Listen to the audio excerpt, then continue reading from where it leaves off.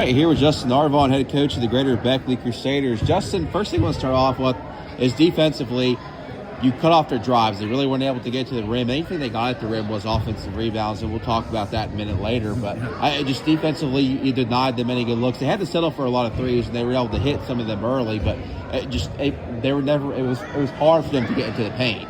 Yeah. Well, once we decided to stay solid, keep the ball in front of us, not jump trap for no reason and give them little pitch aheads, it was tough for them to get downhill, get into the paint, except off the offensive rebound. So, secondarily, like you discussed, if we're going to keep the ball to the paint and keep them from getting downhill, we better be willing to go rebound the basketball and keep them off the glass. And 30 just killed us on the glass tonight. He's a heck of an athlete, banger in the paint. I mean, he's just and he's a great kid, it seems like, too. So I like him a lot. But we've got to be willing to do the extra stuff. So stop the ball, your job's not done. There's some other stuff you got to do, moving off the ball, being in help. Those are the things we struggled with tonight. So we have plenty to improve on. Doesn't matter what the score was. Gotcha.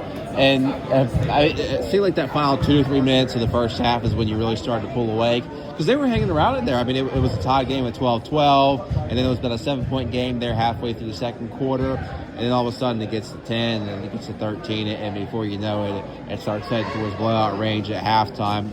What did you feel like kind of changed for you to get you on track there in those final 3 minutes? Well, I think, we took that timeout at 26-19, and, I haven't looked at the scoreboard. This is no joke. You're doing things we've never done. We've never had that. We don't have a defense that traps from the front in a transition. So, it leaves people wide open. It leaves guys out of rebounding position. It leaves shooters wide open. So, once we decided we were going to keep the ball in front of us, make them shoot over top and contest, then I think that threw them a little bit out of the loop. But they played well to start the game. They did. I think they hit 5 threes there in the first half or something. A lot of those we were leaving our man to go track for no reason. We weren't supposed to be doing that. So I think being solid on the defensive end is what changed when it was 26-19, and you saw the lead start increasing at that point. It's amazing when your intensity and your focus picks up defensively, shots start falling on the other end because your mind's focused. So that's what drives us, and I hope they understand that now. You talked about focus. Eli didn't play in the first quarter, and comes in the second quarter, and it felt like he was ready to play. He gives you a spark. I don't know the exact number, but I think maybe it may have been around 11 points or so he gave you in that frame. It seemed like that was really able to help you get away. Gave you kind of like a third score. It wasn't just Javonte in transition, and Isaiah couldn't really get it going, but he came in and was really able to get it. Just talk about the second quarter that he had, and how you kind of felt like the way the game started was able to was good for him in a sense. Yeah, I think that his focus was there. He was rearing to go there to start the second quarter. And it's always good to have a team leader and one of your better players on the floor 100%, not even tired a little bit there. So, so that might have worked to our benefit in the second quarter there also. Eli's a great player, great leader. He's our leading rebounder, believe it or not. And, all that showed up when he came in the game. So I'm very proud of what he did tonight.